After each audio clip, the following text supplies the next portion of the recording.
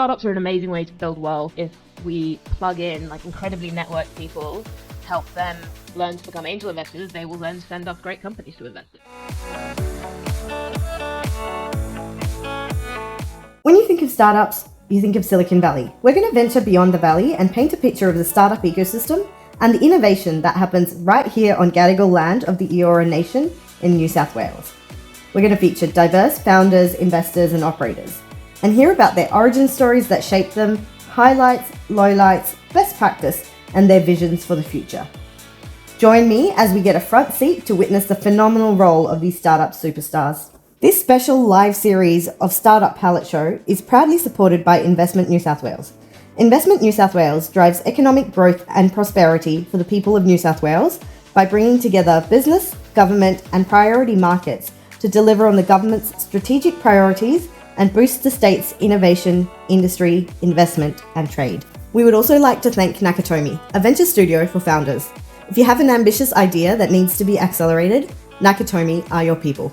They'll help you scale your business faster than you can on your own by providing you a best-in-class in-house team of strategists, designers, and engineers to help you validate, develop, and launch your bold ideas with confidence and imagination. If you have a promising pitch, reach out and say NiceTo sent you. Let's get started. Welcome to NiceTo's Startup Palette Show Live. Well, welcome everyone. This is really special. We started a Startup Palette Show last year to bring all the stories to life. Here we have Jack's partner at AirTree. Jack, so we're going to dive straight into it because we're going to talk about your entire journey from start to finish. What is one of your favorite childhood memories? This is a hard question. Probably the first thing that pops into my head is when I was about 10. I played this sport called Lacrosse from school through to university and played it quite competitively, and it's an incredibly niche sport that is a high school sport in some schools in the UK and just happened to be the sport at my high school. But when I was 10, I picked up a stick for the first time and I was okay at it. And then I just fell in love with it and just, I was the first person before practice. I stayed late after practice and I kept doing it. I got better and better, and it's just like this amazing feeling of what happens when you work hard and get better at things. And that was just this amazing feeling growing up, and I loved it. It felt so in my control and I enjoyed it so much. That's probably one of my favorite memories. I played lacrosse as well, and I was fascinated by it because I felt like no one else had heard of what lacrosse is. But what did that do to shape your mindset as a person and as an investor? Obviously, you used to get to practice early and things like that. I don't think it shaped it, but I think it kind of correlates with why I enjoyed that is kind of why I enjoy other things in my life. I love winning. I think the feeling you get when you score a goal in a really important game is the same feeling you get when you sign a term sheet with a founder who you think is amazing. So I think similar feelings. Also, on the other side, in sport you fail all the time. You drop a ball or you make a crappy pass and you feel ashamed about it, like you've let down your team, and then you try harder and you get better. And I think that's also a really good habit in practice. You grew up with parents who are Dutch and Kiwi, and you grew up in UK and now live in Australia, and you consider yourself a third culture kid. How has that experience been? Is it unsettling? The negative way of framing it would be you never feel like you belong anywhere.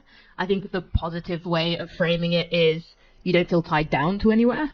So I think having a kind of openness to experience and a sense that the world is small and getting on a plane isn't that big a deal. I've always thought that travel is just a mindset. There are so many people who are so afraid of flying 24 hours to get to Australia. That it being a thing you would do once in your life. And how many Sundays have those people spent in front of the TV, for 12 hours and then gone to bed and just spent 12 hours in bed, and that was 24 hours. They could have just fly to Australia on that Sunday. Totally. All that TV and Instagram time? Yeah. Your mum played a pivotal role in you growing up, and she was a leader and someone you looked up to. What are the traits you've carried on from your mum? Perseverance is probably the main one. My mum was extraordinary. She worked full-time from the age of 20 to the age of 65, and I think she had a break for 10 weeks when she had me, and that was it. And she it was tough. You know, she had a job where she had to commute 3 hours every day to and from work. You know, she was a primary carer for me. She was, you know, she had a busy and important job, and like she was making all of that work for a really long time, which was really hard. And she just kind of put one foot in front of the other and like took it month to month. And you know, now it's so amazing because she's retired, and I get to see her really embracing life and enjoying it for the first time, and she deserves it so much, and it makes me really happy. So. What is she doing in her downtime, in her retirement? She's currently in Florence, living her best life. Is that something you aspire to do after retiring? So my dream, I haven't told many people this, but my dream is to spend 3 months of the year in a city that's a different city every year. So I think like in 3 months you can kind of feel a bit like a local somewhere. And so, you know, 3 months in Tokyo, then 3 months in Florence. Would you learn the language as well? I mean, if I could learn the language in 3 months, I should probably be doing something. AI, what's AI made for? Now that we've spoken about retirement, let's talk about your career. You've held roles at corporates as well as chief of staff at a startup and now an investment role. What's been your career trajectory and how have you chosen to pivot when you did? It all makes sense looking backwards. Probably the true version of that story is I studied history at university. I didn't have a clue. Actually, I left school thinking I was going to make history documentaries for a living. I went to university, I graduated and realised that probably wasn't going to happen. And through a sense of inertia, I think, a friend of mine told me I would have fun on a trading floor, and so I just applied to 10 investment banks and got one interview. Unfortunately, got a job. Did you have fun on the trading floor? The first few years, it was fun because I was learning economics in practice. And I loved the energy and the intensity of it. Right. After 3 years, the kind of 3 to 5 year point, I kind of it felt like too much like moving numbers around. And I didn't really understand businesses like at the heart. And that's what I really wanted to understand. And that's how I ended up leaving and going to Listable. I'd always kind of dreamed of starting my own business. I'd had like a few small businesses, side projects really. Oh, what are they? We have to hear. I was onto chatbots before they were cool. I used to build chatbots for music labels and festivals. That was one of them. Before Tinder existed, I had I'm not even sure I would call it a company, doing kind of group dating. The idea of meeting one-on-one with a stranger was like too crazy. And so the idea was you'd have 3 guys and 3 girl mates, 3 guy mates. They would meet at a bar. They would get discounted drinks, like because you were kind of bringing patrons to the bar, and then they could kind of have a group date. Yeah. And how successful was it? I mean, obviously wasn't successful. Did any couples stay together? No. Let's move on. So, speaking about your experience as chief of staff at Listable, what was that experience like? What did you learn? It was incredible. I mean, I had absolutely no transferable skills coming out of investment banking, so like the fact that they gave me a job was great. Let's distill that. How did you get that job? I cold emailed the company, and I said I could work hard. And I was very fortunate that the founder of that business believed in hiring, you know, smart generalists who could learn how to do things. And I just, it was perfect. It was exactly what I wanted. I think it was what they needed. It was a seed stage company. It was that stage where kind of you need people to wear lots of different hats and just solve the problem that's right in front of you tomorrow, whether that's like changing the printer paper or like manually making payments while you're telling customers that you have some kind of automated payment system, or whatever it is that is the thing that, you know, needs to be solved at that time. Like you just need people who can kind of roll up their sleeves and do it. And it was an amazing way for me to learn product and marketing and sales and go to market operations. If you had to double down into one of those functional areas, which one would you double down on?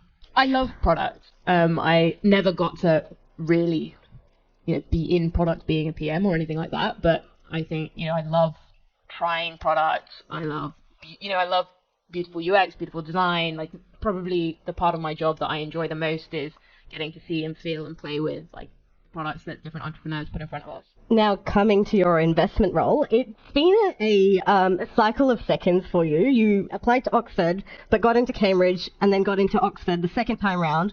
For AirTree as well, you applied and got in the second time around, or you made sure you were in front of the right people. If that's accurate. But tell us more about that. How did that happen? What did you change from the first to the second time? I applied to Oxford in my last year of school. I think I hadn't thought deeply about what I really wanted to do, and I think that probably came across in my interview. And the second time around, I'd had time. I was young for my year at school, so I was 17 when I was applying, and then I was 18 the next year. Second time round, I loved history, and I'd gone and I'd read really widely, and I'd found an area that I was deeply passionate about, and I'd gone and read the source material, and then I could come into that interview with the energy to share my excitement and also prove that I could do the work and I was genuinely passionate, and I think that made a difference second time round. With AirTree, first time round, I was still in the UK. This was when I was deciding that I wanted to try out VC when I moved here, so I just cold emailed every VC fund in Australia. Fortunately, James at the time was still in the UK about to move to Australia for AirTree, and I met him there. But I didn't even live in Australia, let alone have a network, so I think it was a pretty obvious no at that stage. And then I moved here, started NiceTo Ventures, which was one of the ones that responded to my cold email, and started networking, started writing online, and started getting to know people and doing the job. And then, it just so happened that 6 months later, AirTree was looking to bring someone on, and I was a little bit more of a known prospect. I guess one of the key areas I needed to level up on was financial modeling, and so I'd gone away and done a bunch of courses. I remember at the start, when I started at AirTree, I used to have these all the Excel shortcuts on Post-it sellotaped to my computer.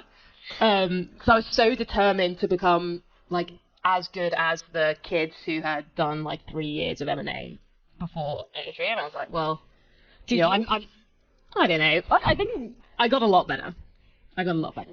AirTree is such a supportive environment where everyone's super switched on. What role did the team at AirTree play in your growth from being a investment associate to partner now? It's a question. I was doing a values thing a few days ago where I had to kind of write down my values and stuff, and it made me think about what do I value. And one of the things was building long-term, strong relationships with people.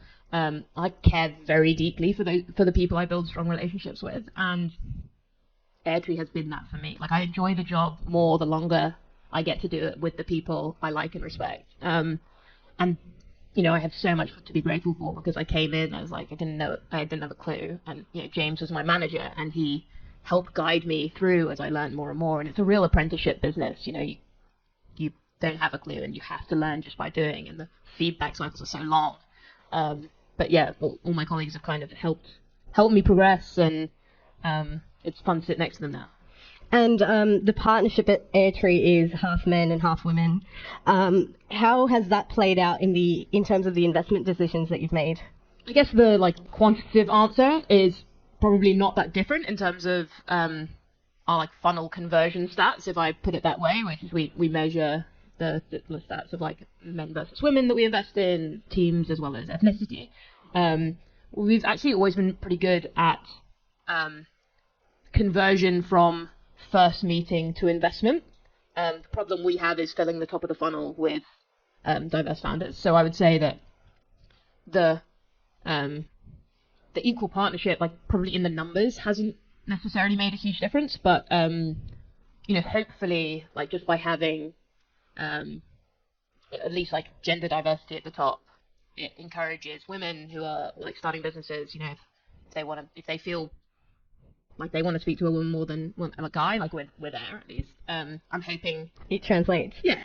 One thing I do want to call out and thank you for is so Sarah, Kat, Joe and I started F2F in 2021, I think, and you immediately said, yes, let's do this. It's a community for women founders and investors to meet in an agenda-free environment. And Jax immediately said yes without giving it a second thought. And so, thank you for that, because that's really a lot of the inspiration behind NiceTo and what we're doing now. But now you also have Pioneers, AirTree Explorers, and you have a bunch of other, you have the online resources as well for founders.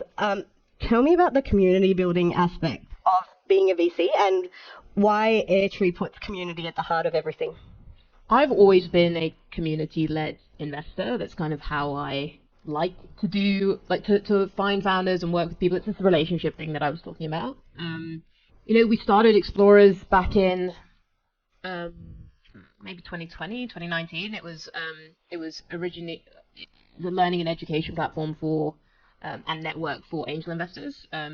What we saw was all the angels on the cap tables that we joined when we first invested. They were all kind of middle-aged guys, obviously, and we wanted to reshape that. The amazing way to build, startups are an amazing way to build wealth, and once you build that wealth, you can invest in the next generation. The whole thing compounds, and we wanted to see that landscape shift.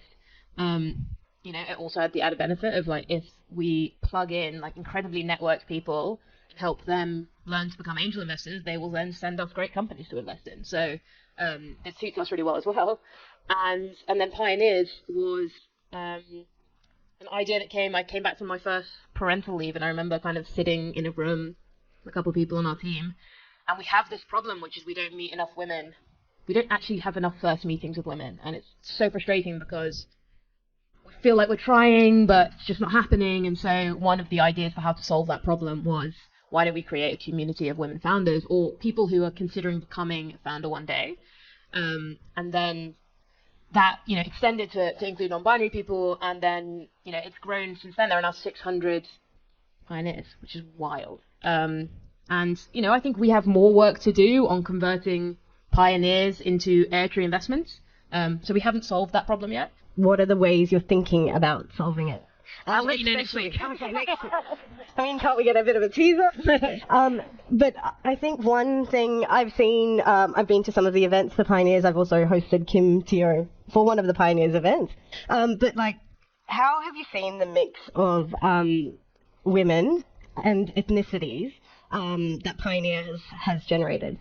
So, like I said, Pioneers hasn't been as effective yet as a tool for translating into AirTree investments. Explorers, we have much more data for because it's been going for longer. Okay, give us the Explorers data. But the Explorer program deal flow is our most diverse source of deal flow. Yeah, great. So we measure all the different ways we get introduced to companies and the diversity of those different ways. And so we can see that, of the investments that get sent to us through the Explorers community, 30% of those are women-led companies. So that's the best source we have at the moment. And do you have a stat on ethnic diversity? Ethnic diversity we don't struggle with, actually. Okay. So our goal was to meet the representation of the population, and we go way above that. So I think 42% of the investments we've made have at least one founder from a different non-Western background. So speaking of introductions, how did you meet Kim and the team from Fair Supply? So Kim and I met through our head of impact, Harriet, who very kindly introduced us. I had just got back from my first parental leave then, hadn't I? Yeah. And then we had this kind of dating process whereby I was trying to learn all the different three-letter acronyms in the ESG world, which was incredibly daunting. How many are there? Oh, too many.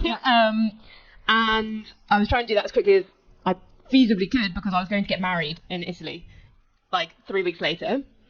And so I ran as hard as I could, but couldn't quite get there. So I have this memory of being in this beautiful cottage in the hills of Tuscany at 5 a.m. with this kind of amazing mist going over the hills, and I'm just on the phone to Kim trying to negotiate a deal. We invested in 2022. And worked together ever since. What made it a very obvious yes for Fair Supply? It was the team, really. As you will see very soon, Kim is an extremely compelling founder. Both industry expertise and also just ability to rally and lead a team and get people to follow her. And Kim's co-founder, Arno, is one of about 4 people in the world who can do this particular type of statistical modeling that enables Fair Supply to help companies understand their supply chain, up to 52 layers deep. Many layers deep. And so the idea of having this kind of extremely compelling founder, deep industry expertise and a technical talent that doesn't really exist anywhere in the world, and solves a problem that there is this kind of huge market demand coming with all these three-letter acronym regulations. Are you seeing a bigger volume of climate and impact tech sort of startups coming through? So we're primarily software investors. There aren't tons of software solutions to the climate crisis, unfortunately, but we are very excited about when we do get to see climate solutions, both from an impact perspective and also, you know, from a financial perspective, because there is this huge wave of market demand for solutions to these problems. So we have invested in everything from kind of sustainable agriculture through to what Fair Supply is doing. In terms of investing in climate or impact tech, are there different rules for investing do you look beyond the financial returns and look at the climate returns or the environmental or social returns? So our investors give us money purely with kind of financial returns in mind, obviously with an ESG lens, but you know, that's the promise we're making to them. And so we do every investment that we look at primarily with a financial lens, but you know, we're obviously very, very excited about ones where impact comes alongside as well. I was fortunate enough to be in the AirTree Explorer program, and one big thing from it was learning how the IC meetings work. And I think you have an amazing process to remove bias, and it's very democratic. Can you explain a bit more about how that works? So we have a blind voting process. So one of the things that happens in VC funds often is that the founder will come and present, and the partners will sit together at a table afterwards, and the loudest person will speak and give their opinion, often the most senior person in the room.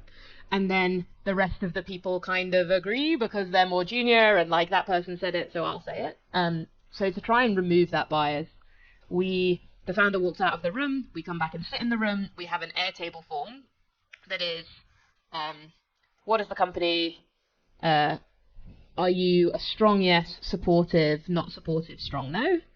Do you have any cognitive biases to call out? And then you talk through like the different elements of the company, what you're excited about, what you're not excited about, what would change your mind. And then everyone does that for probably 10 minutes, and then we put them all up on the screen.